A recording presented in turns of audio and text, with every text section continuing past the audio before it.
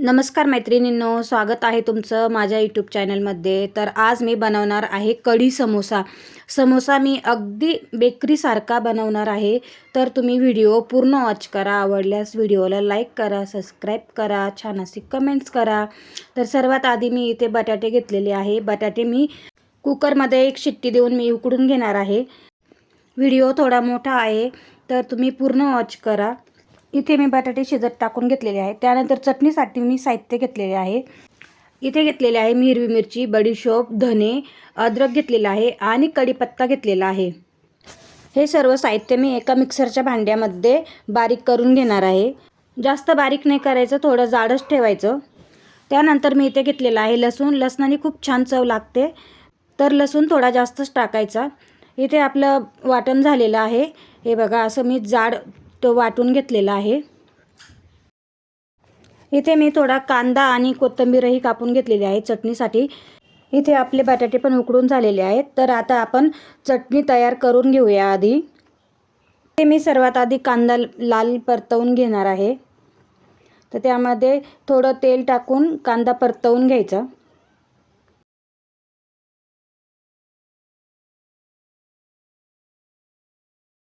कांदा परतवून होईपर्यंत आपण बटाटे ही सुवरची साल काढून घेऊया।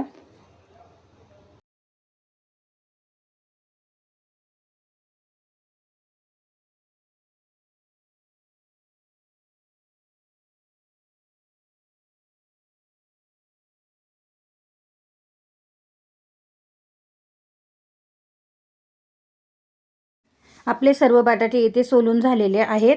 ते मी आता मॅश करून घेते। समोशाच्या चटणीसाठी बटाटे अगदी बारीक करून घ्यायचे। तर इथे मी सगळे बटाटे बारीक करून घेणार आहे। इथे आपले संपूर्ण बटाटे बारीक करून झालेले आहेत। त्यानंतर आपला कांदाही परतवून झालेला आहे। कांदा मी आता हा साईडला काढून ठेवते। त्यानंतर आपल्याला चटणीला फोडणी देऊन घ्यायची आहे। सर्वात आधी मी फोडणीला तेल टाकून घेत आहे। 3 ते 4 पळी मी इथे तेल घेतलेलं आहे। तेल चांगलं गरम झाल्यानंतर त्यामध्ये मोहरी टाकून घ्यायची। मोहरी चांगली फुटल्यानंतर जिरं टाकून घ्यायचं। जिरंही चांगलं फुटू द्यायचं। त्यानंतर आपण हे वाटण तयार केलेलं आहे ते वाटण तेलामध्ये चांगलं परतवून घ्यायचं। इथे आपली मिरची चांगली परतवून झालेली आहे। त्यामध्ये मी टाकलेला आहे कढीपत्ता। आता आपण त्यामध्ये टाकून घेणार आहोत कांदा आणि कोथिंबीर।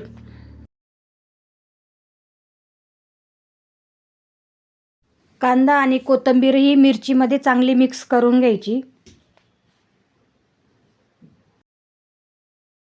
त्यानंतर मी याच्यामध्ये टाकणार आहे हळद, थोडा हिंग आणि चवीनुसार मी याच्यामध्ये मीठ टाकून घेणार आहे। मिरचीमध्ये मीठ टाकून घेतल्यानंतर चटणीला व्यवस्थित लागते, त्यामुळे मी या मिरचीमध्येच मीठ टाकून घेतलेले आहे। हे सर्व साहित्य मिक्स करून घ्यायचं। सर्वात शेवट आपण आता बटाटे टाकून घेणार आहोत आणि व्यवस्थित मिक्स करून घेणार आहोत।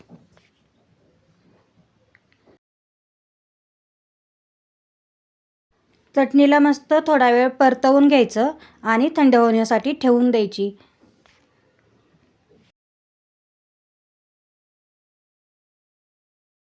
तर इथे आपली समोसाची चटणी तयार झालेली आहे।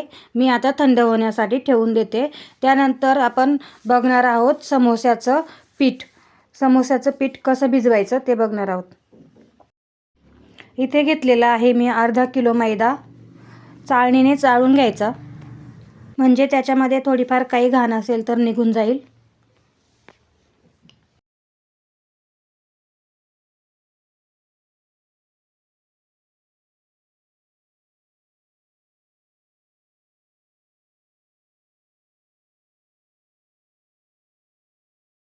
आपला मैदा चाळून झालेला आहे। त्यामध्ये टाकणार आहे मी थोडे मीठ। पिठामध्ये मोहन टाकायचे आहे, त्यासाठी मी ते घेतलेले आहे तूप। तूप हे कडक करून घ्यायचे आहे आणि गरम गरमच आपल्याला पिठामध्ये तूप ओतून घ्यायचं आहे। त्यामुळे खूप छान असे कुरकुरीत समोसे लागतात। त्यासाठी ही प्रोसेस करण्यासाठी खूप गरजेचं आहे.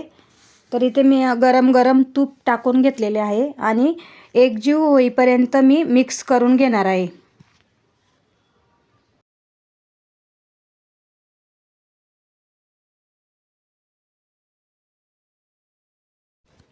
तर इथे आपले पीठ व्यवस्थित असे मिक्स करून झालेले आहे. त्यानंतर मी साध्या पाण्यानेच पीठ भिजवून घेणार आहे. समोस्याचे पीठ हे थोडे निब्बर भिजवायचे, कारण लूज भिजवल्यानंतर आपले समोसे कुरकुरीत नाही होत, त्यासाठी पीठ थोडे निब्बरच भिजवायचे. आपले समोश्याचे पीठ भिजून झालेले आहे. तुम्ही बघू शकता का मी किती कडक असा गोळा तयार करून घेतलेला आहे. त्यानंतर आता आपण समोसे बनवून घेऊया. तर इथे मी सर्वात आधी एक छोटीशी लाटी तयार करून घेणार आहे समोशांसाठी. एका लाटीमध्ये आपण 2 समोसे तयार करू शकतो. समोशांसाठी पोळी लाटताना आपण कशी पोळी तयार करायची हे खूप महत्त्वाचे आहे. तर इथे मी लाटी घेतलेली आहे आणि पोळी अशी लांबकोळ्या आकारामध्ये आपल्याला पोळी लाटायची आहे. समोशांसाठी लांबकोळ्या आकारातच पोळी लागते. त्यामुळे आपले समोसे खूप छान असे आकार पण येतो आणि दिसायला पण छान दिसतात.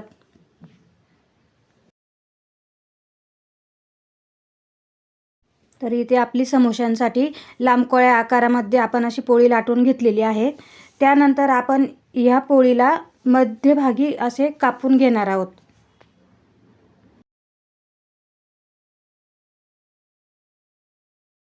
इथे आपण पोळीचे 2 भाग केलेले आहेत. तर कोण कसा बनवायचा हे भरपूर जणांना जमत नाही. तर व्यवस्थित बघा, इथे मी जी कापलेली साईड आहे त्या साईडला मी पाणी लावून घेणार आहे आणि उलटा हात करून मी ती पोळी कोन जॉईन करणार आहे. तर असा इथे आपला कोन तयार झालेला आहे. तर त्यामध्ये आपण चटणी भरून घेऊया. चटणी आपण अंदाजानेच भरायची. कोणामध्ये जास्त चटणी पण नाही भरायचा, त्याचा आकार बिघडून जातो त्यासाठी. तर इथे मी थोडी चटणी भरून घेतलेली आहे. त्यानंतर पूर्ण साईडला मी पाणी लावून घेतलेले आहे आणि असे दाबून घेतलेले आहेत साईडला. एकदम पॅक करून घ्यायचा का त्याच्यामध्ये तेल घुसलं नाही पाहिजे या साईडमध्ये. हे बघा, इथे आपला समोसा तयार झालेला आहे. छान असा सेम बेकरीसारखा समोसा इथे तयार झालेला आहे. तर अशाच प्रकारे आपण सर्व समोसे बनवून घेणार आहोत. मी कोन बनवण्याची पद्धत परत एकदा तुम्हाला सांगते. तर ह्या खालच्या साईडने आपण पाणी लावून घेणार आहोत आणि असा कोन तयार करून घेणार आहोत. पाणी लावल्यामुळे कोन आतमध्ये तेल जात नाही आणि व्यवस्थित असं पॅकिंग पण होतं. तर आधी चटणी भरून घ्यायची.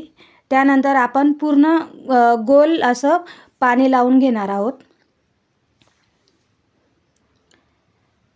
इथे पूर्ण गोल पाणी लावून घ्यायचं आणि पॅकिंग करून घ्यायची, जेणेकरून त्याच्यामध्ये तेल जाणार नाही. तर अशा प्रकारे आपला हा दुसराही समोसा तयार झालेला आहे.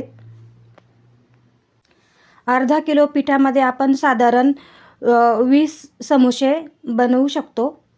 तर इथे आपले सर्व समोसे तयार झालेले आहेत. मी अर्धेच बनवलेले आहेत, अर्धे मी नंतर बनवणार आहेत. तर समोसे बघा किती छान असे सेम बेकरीसारखे दिसत आहेत. तर असे तुम्ही समोसे घरच्या घरी बनवू शकतात. खूप सुंदर असे समोसे झालेले आहेत. तर आता मी हे समोसे तळून घेणार आहे. इथे आपलं तेलही गरम झालेलं आहे. तेल आणि समोसे मंद आचेवरती तळून घ्यायचे. समोशांना फुल गॅस चालत नाही, त्यामुळे थोडे कमी गॅसवरती समोसे तळून घ्यायचे. मस्त गोल्डन कलर येईपर्यंत समोसे तळून घ्यायचे. हे बघा, समोशांना छान असा बेकरीसारखा कलर आलेला आहे. तर असेच थोडा वेळ मी अजून थोडा कलर येण्यासाठी तळून घेणार आहे. तर बघा, तुम्ही बघू शकतात किती छान असे समोसे झालेले आहे. घरच्या घरी आपण पाहिजे तेवढे समोसे बनवू शकतो बेकरीतलं आणल्यापेक्षा. तर इथे आपले समोसे तयार झालेले आहे. असेच मी सर्व समोसे तळून घेणार आहे.